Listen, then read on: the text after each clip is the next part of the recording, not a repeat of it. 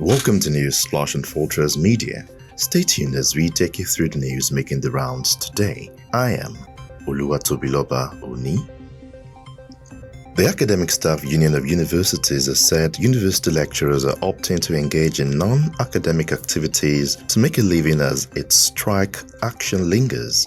ASUU has been on strike since February 14 over improved welfare, revitalization of public universities and academic autonomy among other demands. On Saturday, the Senior Staff Association of Nigerian Universities, SANU, and the Non-Academic Staff Union of Allied and Education Institutions, NASU, suspended their strike actions after the federal government committed 50 billion naira to pay earned allowances for university staff, including ASUU. However, activities in public universities are expected to remain limited as ASUU remains on strike, with the ASUU president saying that the government's decision not to meet the union's demand is hurting the nation.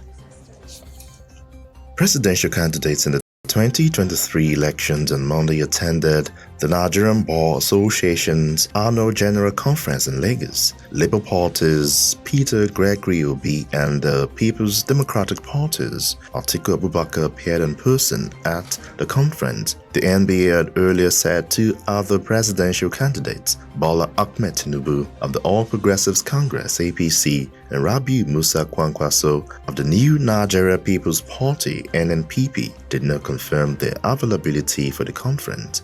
However, Vice Presidential candidate of the APC, Shettima, was present at the conference. The presidential candidate of the African Democratic Congress (ADC, Jumebi Kachuku, and that of the Social Democratic Party (SDP), Prince Adewale Adebayo, were also in attendance. The 2022 NBA Annual General Conference, with the theme Bold Transitions, is being held at the Eco Atlantic City until August 26. Nobel laureate Wole Soyinka has questioned the federal government's handling of the farmer herder crisis. While speaking exclusively on the television program, the literary icon wondered why the government was yet to ban cattle group Miyetti Allah, while it had proscribed the indigenous people of Biafra, a group seeking the secession of the Southeast from Nigeria. It said Nigeria must always put the country's history in perspective in order to understand security challenges.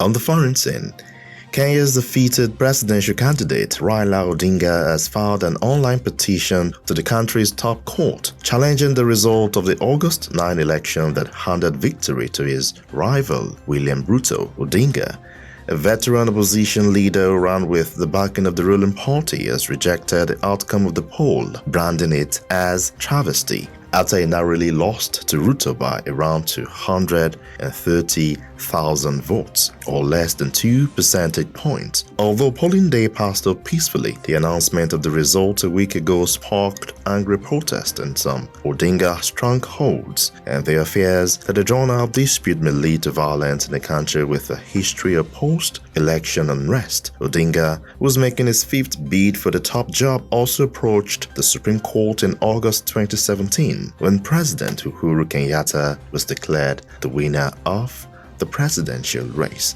Still on the foreign scene, the U.S. state governor met Taiwan's president on Monday, days after Washington announced trade talks with Taipei in a show of support following China's military threats towards the self-ruled island. Eric Holcomb, the Republican governor of Indiana, landed in Taiwan on Sunday for an economic development trip. U.S.-China tensions have risen since Beijing staged huge military drills in retaliation for House Speaker Nancy Pelosi's visit to Taiwan earlier this month. Taiwan lives under constant threat of an invasion by China, which claims the democratic island as part of its territory to be seized one day by force if necessary. Beijing lashes out at any diplomatic action that might lend Taiwan legitimacy and has responded with growing fury to visits by Western officials and politicians.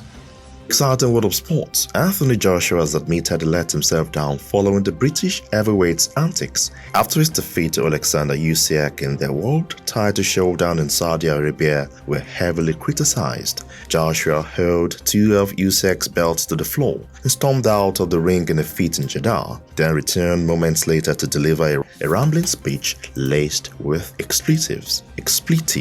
The 32-year-old career appears at a crossroad after Sunday's second successive defeat to the unbeaten Ukrainian, and he came under fire for his emotional post-fight reaction. While Joshua was left trying to rebuild his career after a third defeat, Usyk retained IBF, WBA, and WBO titles and will now seek a unification showdown with the WBC champion Tyson Fury.